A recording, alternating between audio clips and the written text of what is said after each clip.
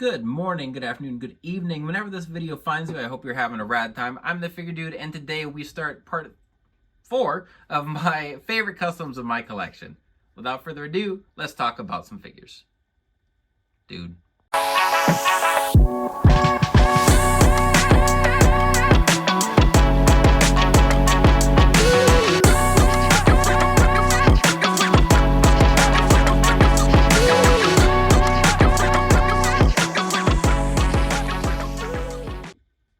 Welcome back. Like I said, today we are continuing with my favorite customs in my collection. So we have gone all the way from 60 down to 31, and today we are starting with number 30, and we're getting all the way down to 21. So first off is going to be my custom Aussie Open, and I had a blast making these. I've had some conversation with people after the fact, and the Mark Davis is a little bit big. I do plan to make another one. I'll probably make them Aussie Open with Will Ospreay and the green attire that they were wearing on AEW for a little bit.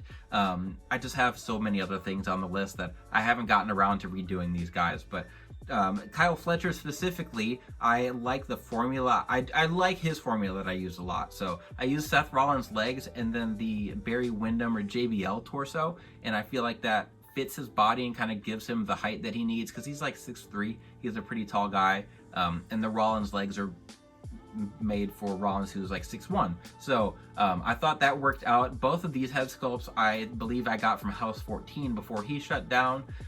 Heteration has a pair now, which is where I'm going to get their head sculpts once I make them a second time.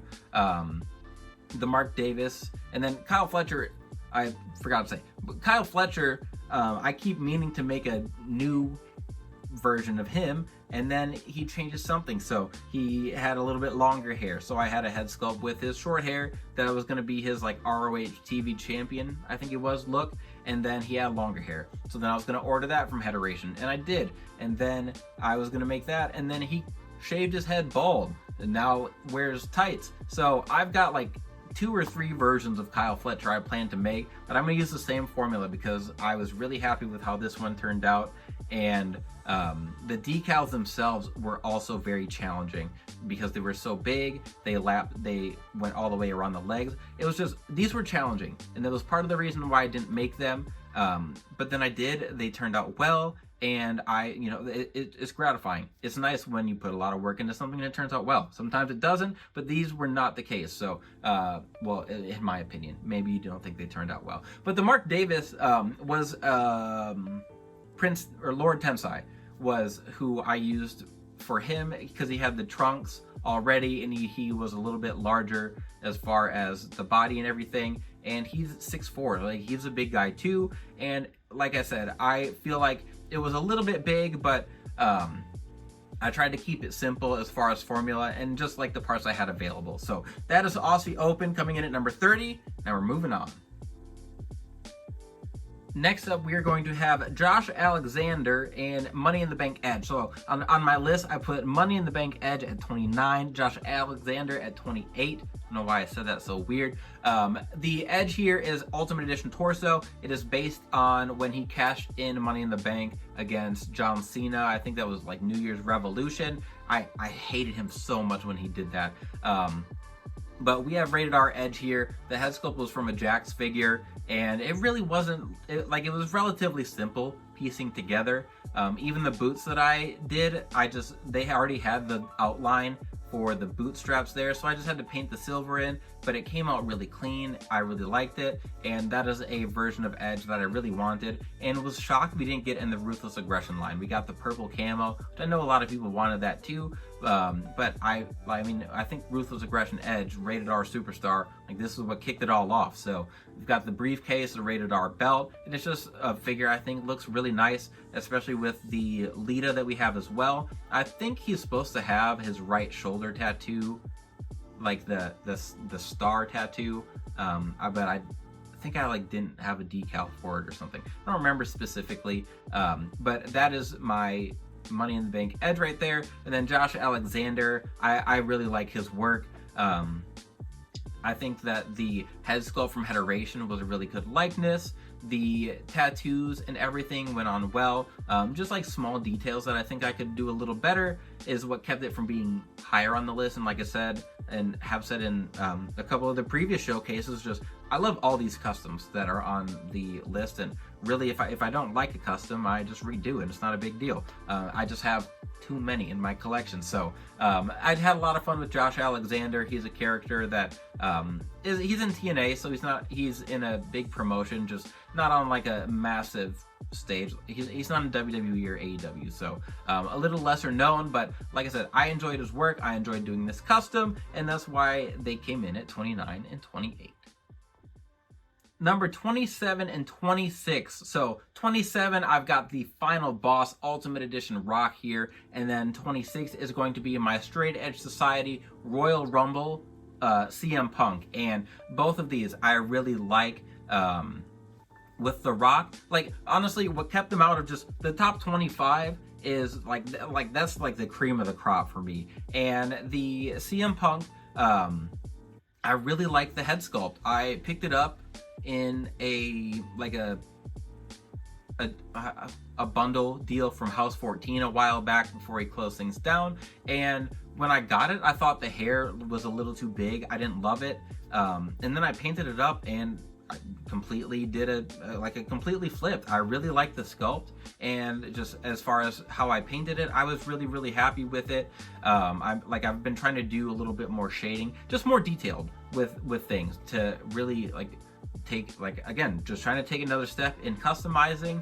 But then the tights, so you can't really see the tights, but it was just a red Arn Anderson crotch piece and then I put some decals on there, and then the boots weren't painted or anything. So the only real customizing I did was the chest hair that you can't see with the shirt on there, and then the head. And then with The Rock, it was a Rock Ultimate Edition that I added tattoos, the tattooed arm, and the tattooed the decal for the tights. So that was a really simple one to do, but I think they look really good, and they are some of my favorite customs in my collection. So we are going to be getting that official release from The Rock, and at some point he's going to be coming back, so maybe I'll just swap out the decals, give him a different look once we get to that point. But until then, number 27 is going to be the Final Boss, and 26 is going to be Straight Edge Society CM Punk. Here I said we've got the cream of the crop from here on out. We've got, starting at number 25, we have my Brood Edge, and then we've got another Straight Edge Society Punk. This one is going to be in that camo attire he wore at WrestleMania. So this was one of the first customs I did, and it originally was all hand painted. I really liked it. I thought it turned out well at the time. My only issue with it was like the lettering. I thought I'm not good at getting the fonts down perfectly. So that was one of my issues I had with it. And then I eventually just ended up getting some decals and using those. I put it just over the paint job I had already done, and I felt like that just gave it the bump it needed for me to not completely redo it. But I was always really happy with it when I did it initially. But I also used a basic head sculpt, so I ended up getting this sculpt from Headeration to do the mask, and then you gotta use the decals for the kick pads too. But with the Brood Edge, that was one that I used. I had a bunch of the Rated R Edge Elites and needed to find some uses for them, and I decided I'd do this Edge, and it came out really well. I was really happy with it. I was able to use red elbow pads for him, so those were accurate. Didn't have to paint those. I did take the head sculpt from the basic Brood Edge, but that was more of a black attire, had a little less red on it. It has the Finn Balor torso. It was clean, it was simple, and I was really happy with how it came out. So that's 25 Brood Edge, and then Straight Edge Society Punk is going to be 24. Next up is going to be my Motor City Machine Guns, and this is their modern look. As of recording, I think they're still WWE Tag Champs. I'm so glad these guys have made it to WWE, and I assume that Bill is going to be on it wanting to make figures of these guys, and I'll be really interested to see what they do for part choices. I can see them just using Kushida as a base for the Chris Sabin. With Alex Shelley, I feel like they're just gonna, like, the way to go is the Buddy Murphy legs, like, or really whole body, I guess, like I used. I know I've seen some people talk about using the Buddy Murphy with the, like, strand shorts, the, like, I don't know how to explain those. The ones that are, like, cut, they're cut differently. If you guys probably know what I'm talking about. Anyway, that's what I was going to originally use for the Chris Sabin, and then when I started looking at reference pictures, I realized he did just kind of have more, I used John Cena shorts, and that's just kind of more like what he wears now. His older stuff does look a little bit more like those other Buddy Murphy figures, but these were another set that I wanted to do. I had the head sculpts for a while, didn't really know quite how I was going to do them, and then was really excited with how they turned out once I did get to it. So I do have some belts ordered from Chaos Wrestling Club to throw on these guys whenever those do arrive, and there will be shots on Instagram, but I didn't need the belts to have these guys high up on the list. I like the head sculpts, I'm happy with the formulas, and the decals were pretty simple and fun to apply. So that is going to be number 23, the Motor City Machine Guns. And the last two for today, just narrowly missing the top 20, are my ECW Taz and my AEW World's End MJF. And both of these are ones that I had a ton of fun because I used unique formulas for them. Obviously, MJF doesn't have any Mattel figures, but I've made like 3 or 4 versions of him. I don't think I've used the same formula for any of them. For MJF, so I did rank my Taz at 22 and MJF at 21. For MJF, I used a Ricochet torso, and I had the most fun just figuring out the details for these. So he had a shoulder brace, he had Kinesio tape on, and I used some hockey tape, and felt like I captured that really well. I was really excited about that. The head sculpt, I don't remember. It's an okay likeness. I repainted it. A lot of his head sculpts Jazzware has given us have just, the paint applications suck, and it ruins some really good sculpts. This is not, I don't think this is their best. I can't remember which series they are. This came from the, like, white and purple attire that he had. But then I used some Ric Flair lower legs, some Sami Zayn calves, I think, and then I used the hockey tape for the wrist tape as well. But I had a lot of fun with that one. I thought it turned out really well. And then the Taz, I've seen everyone, not everyone, a lot of people have made Taz. That's a figure that a lot of people want, and I really feel like my formula captures him really well. I'm never gonna say like mine's the best, or that I do anything perfectly, but I'm not that arrogant. But I love the Taz. I feel like it captures his body shape well, the legs, it captures his huge thighs, but it keeps him in scale. So I used a Fit Finley torso that I repainted. I repainted a Jack's head. I do wish I had double jointed arms, but these arms are thicker and they're still not like super long. So like Eddie Guerrero has this same skin tone, but those arms I felt like were too long.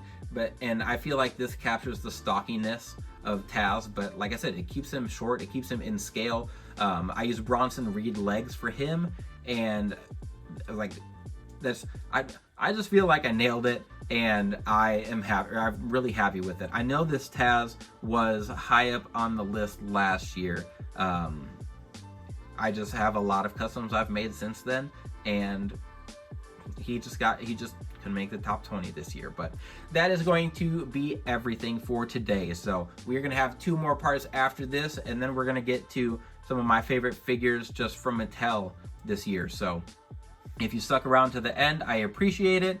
Again, I want to know what your guys' opinions are on some of my customs, where you might rank these differently, some ways that you might fix these up to make them a little bit better as far as little details, or like big things. If you hate torso choices I use, I want to hear it. I'd love to hear your opinions. But that is it, like I said. So I appreciate you sticking around. Please continue to like, share, subscribe, and remember, you can't buy happiness, but you can buy more action figures. Figure Dude